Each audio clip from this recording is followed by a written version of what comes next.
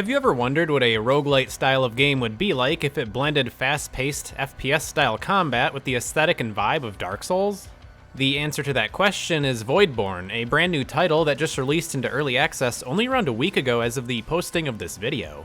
While it's still very much in early access, there's a lot of potential here with some intense gunplay and movement and a fairly intriguing world with some light exploration elements in addition to that randomized roguelite goodness.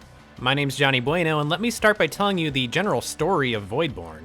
The Divine Lord has fallen, and its last hope of vengeance is you, a purple man that can transcend death itself. What that really means, I don't know, but that's pretty much all the plot you get before you're thrown into a pool of lean to kick off the game. I should mention though that there are NPCs here and there to provide you with some additional plot points and context, borrowing from the Souls-like style of storytelling. Anyway, back to the pool of lean, you might notice Voidborn has a pretty distinct graphical style. Backgrounds and set pieces are very dark and gritty, with some areas having an obvious inspiration from the Dark Souls series. Your character, the weapons he holds, enemies, and power-ups are all quite glowy and vibrant in color, making for a pretty stark contrast between the background and what you interact with. This is actually quite helpful, so enemies are easy to spot when you're frantically moving around looking for your next target. However, I've played other titles with a similar graphical style before, and in some cases it can be pretty harsh on the eyes. Voidborn isn't too bad in this regard, though if you have sensitive eyes, the graphical style may be a tough sell when you factor in how fast-paced the game is and the number of flashing colors you'll see on the screen at one time. Moving on, the area variety itself is fairly diverse from what I've been able to experience so far. You'll start out in a pretty typical straightforward dungeon, but soon move into areas filled with lava, more open areas with connected islands that you warp between, and a vast underground city. Each one is crafted in a way that makes them feel pretty unique from one another, seemingly getting more dark and intense the further you go. Each area features a unique music track as well, with heavy metal seemingly being the choice of genre, and I honestly don't think a brutal, fast-paced FPS would be complete without it.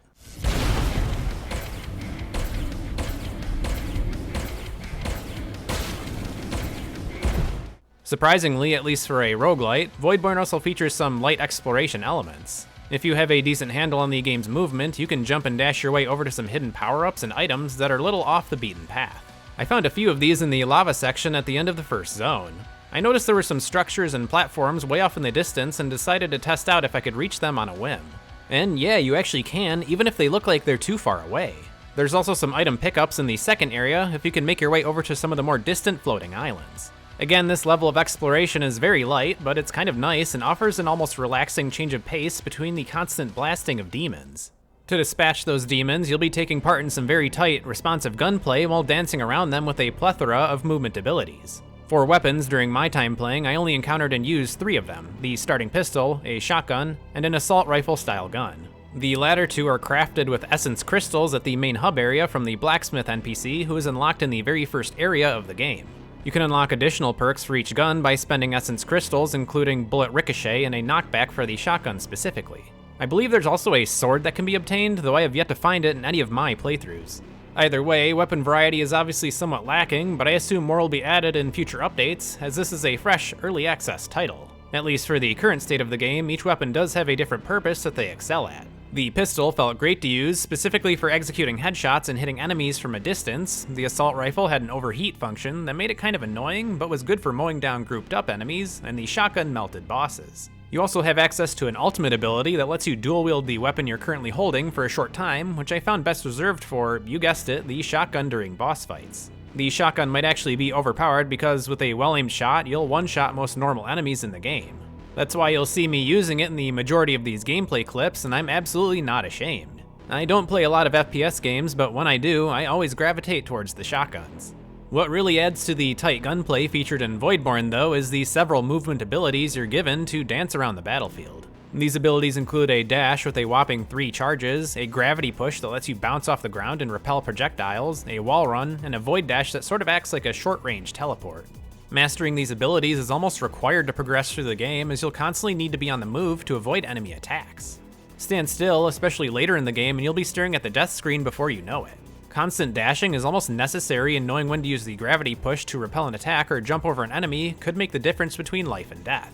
Mastering Void Dash is also essential for not only getting you out of danger, but with the right power-ups, can serve as a great damaging tool as well. Personally, I found myself okay-ish at utilizing the full arsenal of movement abilities, and I definitely found it to be one of the cases where something is easy to learn, but incredibly hard to master.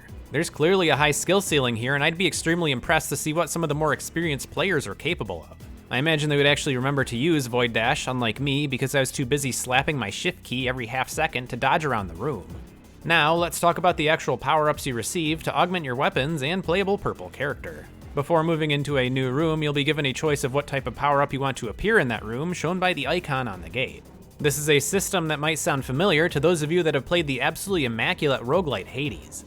In its current state, Voidborn only gives you 4 options: a room containing a lightning-based power-up, a room containing a fire-based power-up, a room containing a health upgrade, and a room containing currency to enhance your character. Yes, again, the variety is obviously lacking, which is why I like to iterate that this is what the game is like in its current, very early access state.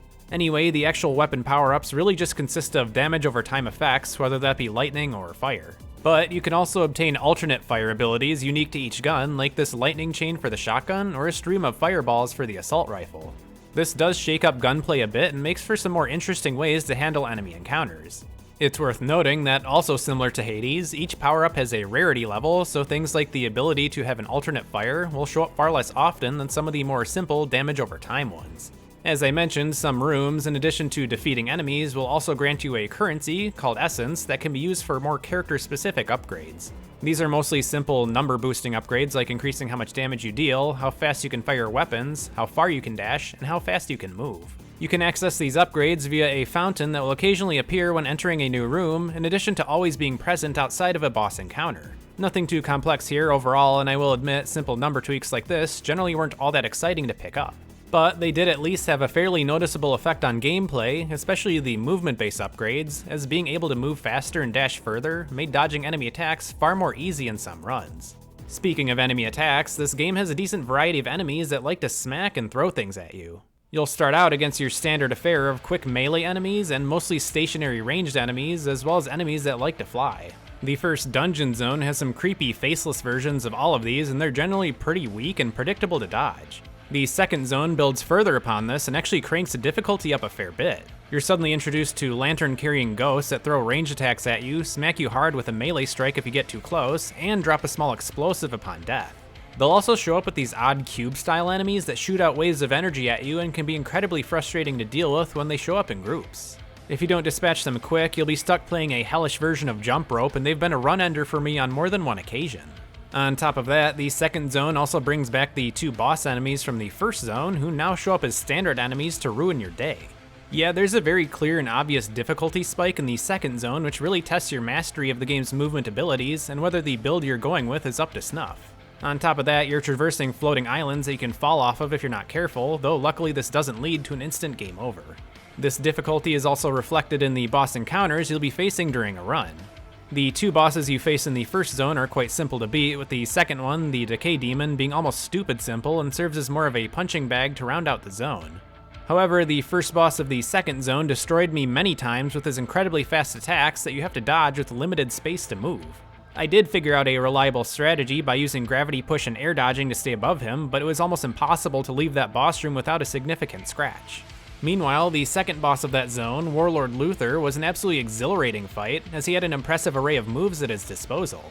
It actually felt like a true Souls-like style boss transplanted into a first-person shooter, and I loved how the developer executed this fight, as well as his imposing intro cinematic.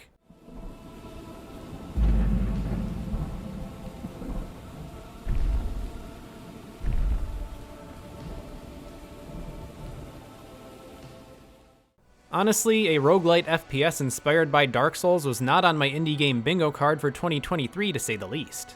But Voidborn proves to be an impressive early access title with an insane amount of potential. There's an incredibly solid foundation here that, given time and consistent updates, could truly be built into something special, as the challenge and addicting replayability is already there. With a greater variety of weapons and more ways to customize and power up your character, I could see Voidborn standing alongside the other greats in the roguelite genre. And that's it. I wanted to end this video by thanking everyone who has watched my videos and subscribed to my channel so far. We've just passed 500 subscribers, which is absolutely wild to me. 500 is a lot of people, and I couldn't be happier that so many people find my content interesting enough to subscribe and stick around.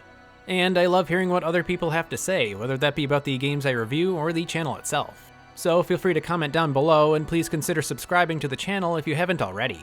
There'll be plenty more to come, so stay tuned, and I'll see you in the next one.